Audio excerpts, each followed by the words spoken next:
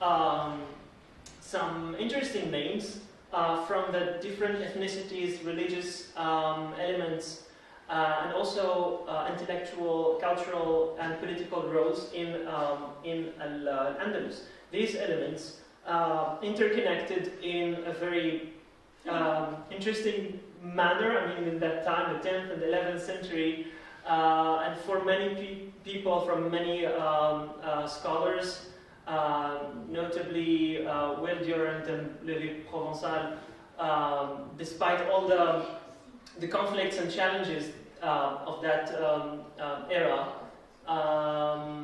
it remains one of the most significant periods of or episodes of citizenship and coexistence in human history. So as you can see here, there are better go here. So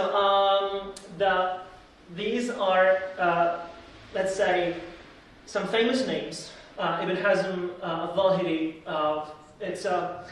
he represents a school of thought. It's not a dominant school of thought in Andalusia at the time, but it's I mean, nowadays it doesn't exist. It disappeared with the fall of al-Andalus, but its works exist, and they still the texts are still studied.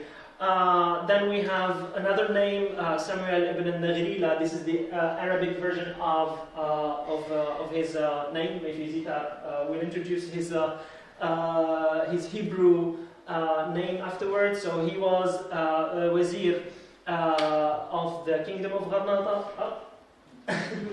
Ibn Zaydun and Makhzumi. Makhzum is a very a prominent tribe, an Arabic tribe, and therefore he was a prominent figure in al-Andalus of that time. Walada bint al-Mustakfi also represented an interesting name in that era, because she belonged to the Umayyads, and she was a woman who said a lot of poems.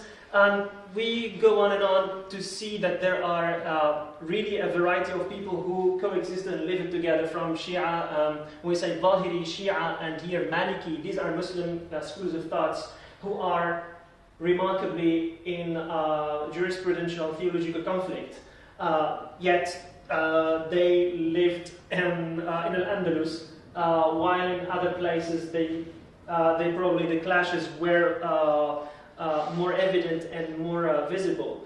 We can see the Berber or the Amazigh element here, and the Zirid ruler, for example, Ibn Bulurin, who represents the Amazigh, the indigenous element of North Africa. The Christians represented by their bishop, appointed by the caliph, and so forth. So these are just examples of just to show you, or just to highlight the ethnic and religious map of Al-Andalus during the 10th and 11th century. You can see that here there are more or other words, other vocabulary used for to name these elements.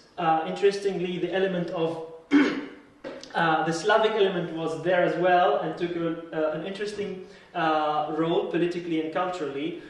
In Arabic sources, we use the term Saqaliba, which represents the Slavs brought by the Jewish merchants from Central Europe to Al-Andalus, to the court of Cordoba, and gradually they took more interesting roles politically and culturally until they reached the power, and they created their own state before the fall of Al-Andalus. So that's